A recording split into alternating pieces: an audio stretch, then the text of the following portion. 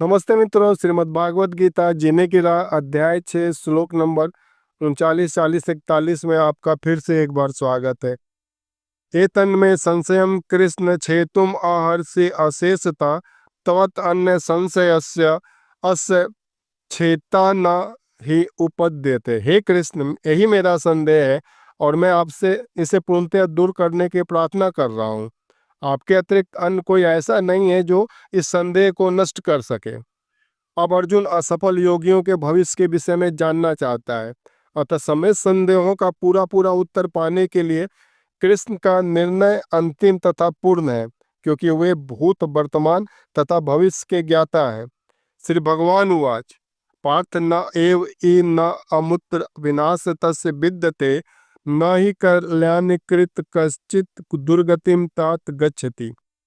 भगवान अर्जुन के माध्यम से पूरे संसार को के इस संदेह को दूर कर रहे हैं और कह रहे हैं, हे पृथापुत्र, कल्याण कार्यों में निरत योगी का ना तो इस लोक में और ना परलोक में ही विनाश होता है। हे मित्र, भलाई करने वाला कभी बुराई से पराजित नहीं होता है। भागवत पुराण आश्वस्त करता है कि असफल योगी को चिंता करने की आवश्यकता नहीं है। भले ही उसे ठीक से स्वधर्म आचरण न करने का फल भोगना पड़े तो भी वो घाटे में नहीं रहेगा, क्योंकि शुभ कृष्ण भक्ति कभी विस्मृत नहीं होती है। जो इस प्रकार लगा रहता है वो अगले जन्म में अच्छे घरों में जन्म लेके फिर कृष्ण भक्ति में अग्रसर हो जाएगा। प्राप्य पुण्य कृताम लोकान उषित्वा शाश्वती समासूची नाम श्रीमताम गेह योग भ्रष्ट अभिजायते। असफल योगी पवित्र आत्माओं के लोकों में अनेकानेक वर्षों तक भोग करने के बाद या तो सदाचारी पुरुषों के परिवार में या धनवानों के कुल में जन्म लेता है। असफल योगियों की दो श्रेणियां हैं।